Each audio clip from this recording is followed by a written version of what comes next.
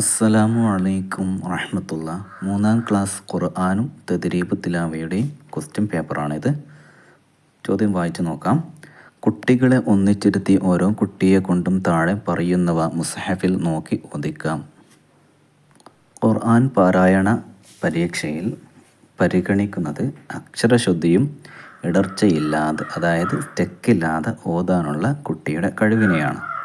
Question പേപ്പറിലെ പ്രത്യേകമായിട്ട് ചില അക്ഷരങ്ങൾ കൊടുക്കുകയും അത് എത്രത്തോളം നല്ല രീതിയിൽ ആ അക്ഷരങ്ങൾ ഉച്ചരിക്കുന്നുണ്ടെന്ന കാര്യം ഉസ്താദുമാർ നോട്ട് ചെയ്യുകയും അതിനനുസരിച്ചിട്ടുള്ള മാർക്ക് കൊടുക്കുകയും ചെയ്യും.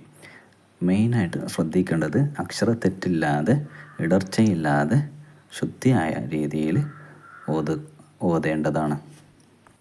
കഴിഞ്ഞ പരീക്ഷയിൽ സൂറത്തുൽ ജിന്നിൽ 1ഉം 2ഉം ആയത്തുകൾ ഓതാനാണ് നിർദ്ദേശിക്കപ്പെട്ടിട്ടുള്ളത്.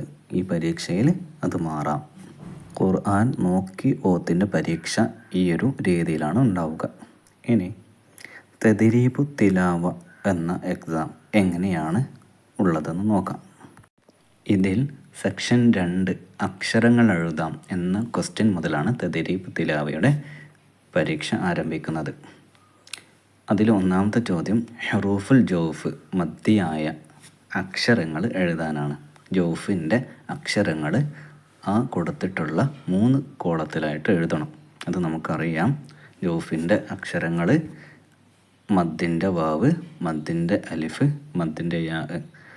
അലിഫ്, വാവ്, യാ എന്നവിടെ എഴുതി കൊടുത്താൽ മതി. അതിൽ രണ്ടാമത്തത് ഹുറൂഫ് ഷഫതൈനി 4 എഴുതാനാണ്. ചുണ്ടിൻ്റെ 4 അക്ഷരങ്ങൾ ഫ, ബ, മീം, വാവ്. അപ്പം അത് ഹുറൂഫ് ഷഫതൈനിൻ്റെ പാഠത്തിൽ നമ്മൾ പഠിച്ചിട്ടുണ്ട്. അതിന് 8 മാർക്കാണ് ഉള്ളത്.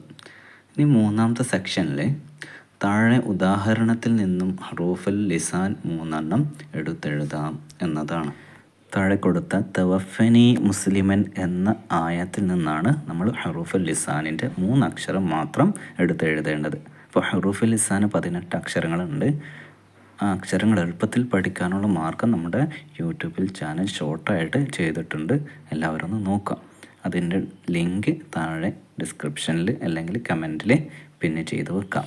അപ്പോൾ തവഫനി മുസ്ലിമൻ എന്ന ആയത്തിൽ ലിസാനിൻ്റെ അക്ഷരം 1 താ, 2 നൂന്, 3 സീന്, 4 ലാമ്. ഈ 4 അക്ഷരങ്ങളിൽ 3 അക്ഷരം മാത്രം എടുത്തെഴുതുക. ഓരോന്നിനും ഓരോ മാർക്ക് വീതമാണ് കിട്ടുക. 3 മാത്രം എഴുതിയാൽ മതി. ഇൻഷാ അല്ലാഹ്. ഇനി നമുക്ക് അടുത്ത നോക്കാം.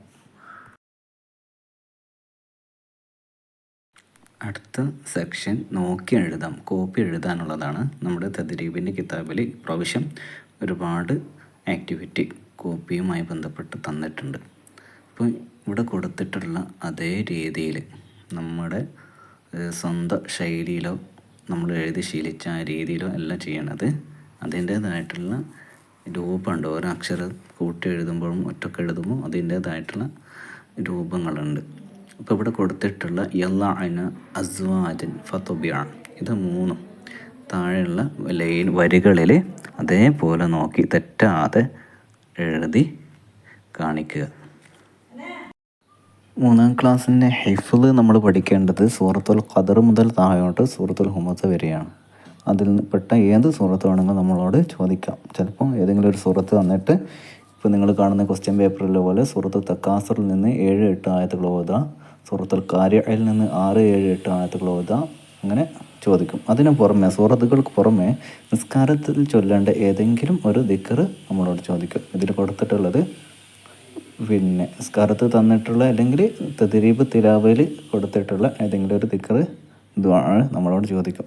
ഇതിൽ കൊടുത്തിട്ടുള്ളത് റബ്ബന ആതിന ഫിദ്ദുനിയ ഹസനത്തൻ വഫിൽ ആഖിറതി ഹസനത്തൻ വഖിനാ അദാബന്നാർ എന്ന ദുആ ചൊല്ലാൻ വേണ്ടിയിട്ടാണ്. അപ്പോൾ തദ്രീബ് തിലാവിലുള്ള ദിക്റുകളും ദുആകളും പഠിച്ചു വെക്കുക. ഫിഖിലുള്ള ദിക്റുകളും ദുആകളും ഒക്കെ പഠിച്ചു വെക്കുക. ഇൻഷാ അല്ലാഹ്. അല്ലാഹു തആല നമ്മൾ നല്ല രീതിയിൽ പഠിച്ച് മുന്നേറുവാനുള്ള തൗഫീഖ് നമുക്ക് എല്ലാവർക്കും അല്ലാഹു നൽകി അനുഗ്രഹിക്കട്ടെ. ആമീൻ. അസ്സലാമു അലൈക്കും വറഹ്മത്തുള്ളാഹി.